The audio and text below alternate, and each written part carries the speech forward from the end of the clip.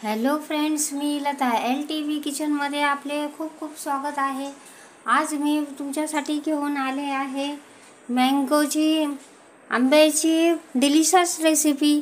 तर चला तर सुरुवात करूया। हे दोन मोठे हापूस आंबे घेतलेले आहेत। तर आता आपण याची सालं काढून याची गर काढून घेऊयात। बघा तर फ्रेंड्स, मी आंब्याचे काप तयार करून घेतलेले आहे। आता आपण याची मँगो प्युरी बनवून घेऊया। मी मिक्सरच्या भांड्यामध्ये मँगो घालून घेतलेला आहे, याची प्युरी तयार करून घेऊया। बघा तर फ्रेंड्स, अशा प्रकारे आपण मँगो प्युरी तयार करून घेतलेली आहे। तर चला तर आपण सुरुवात करूया। ही खूप सुंदरशी डिलिशियस अशी रेसिपी आहे, लाडू सारखीच आहे। तर आपण ती बनवायला सुरुवात करूयात।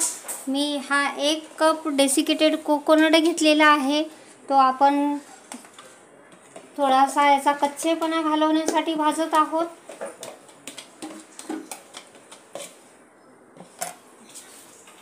हा होममेड कोकोनट पावडर आहे, ही मी घरीच बनवलेली आहे।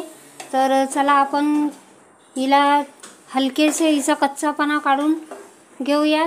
अशा प्रकारे मी भाजत आहे, हिला भाजून घेऊया हलकीसे लो फ्लेमवर।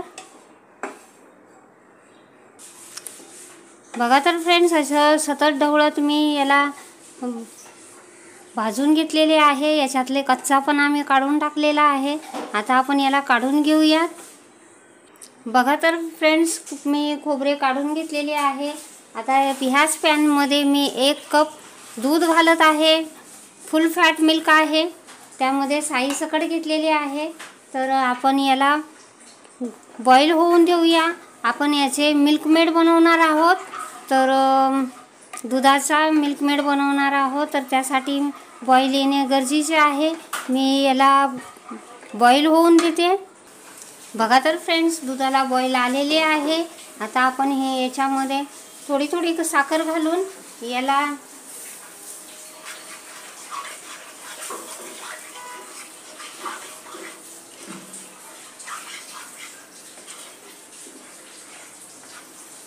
कंडेन्स मिल्क बनवायचं आहे। तर आपण याला थोडी थोडी साखर घालून साखर चांगली विरघळून घेऊया आणि याला थोडेसे आटून देऊया।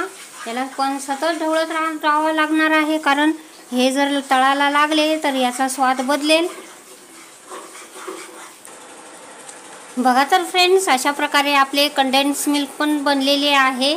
आता आपण यामध्ये मँगो प्युरी घालून घेऊया।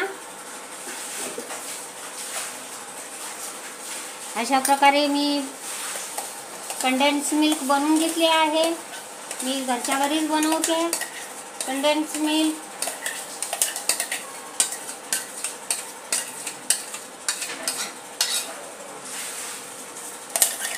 डेसिकेटेड कोकोनट मी घरीच बनवते।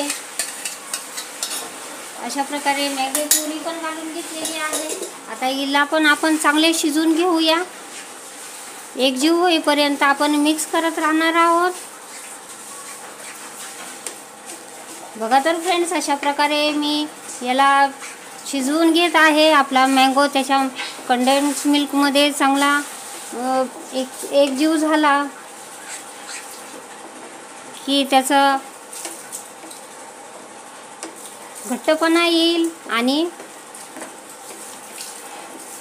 ते सर्व एकत्रही होईल।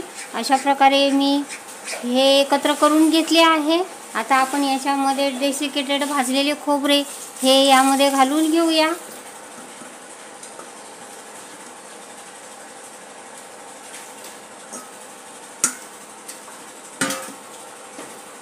आणि ही क्रिया सगळी आपल्याला लो फ्लेमवरच करायची आहे।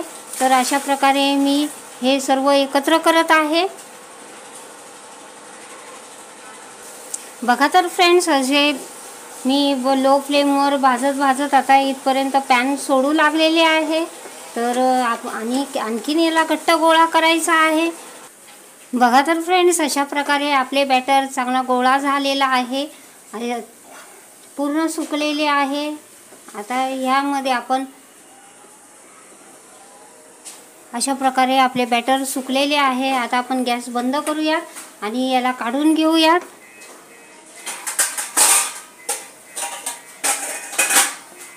एका बाउलमध्ये काढून घेऊया आणि याला थंड करून पूर्णतः थंड करून घ्यायचे आहे, नाहीतर याचे चटके लागतील. अशा प्रकारे मी थंड होण्यासाठी ठेवत आहे. बघा तर फ्रेंड्स, आपले बॅटर थंड झालेले आहे. तर आपण आता लाडू वळायला घेऊया. हा लाडूचाच प्रकार आहे, मँगो लाडू. तर मग आता बघा मी अशा प्रकारे याला गोल करून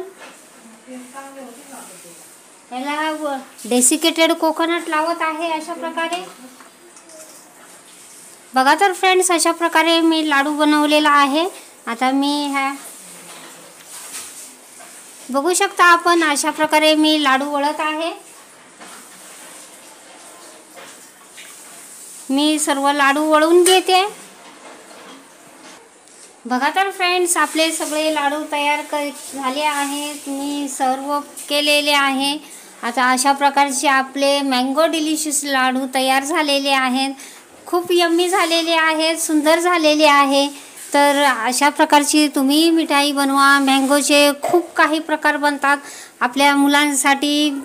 हा खूप सुंदरसा यम्मीसा मी खाऊ बनवलेला आहे. तर तुम्हाला माझी रेसिपी आवडली असेल तर प्लीज माझ्या चॅनलला लाईक, शेअर, सबस्क्राईब करा. थँक्यू.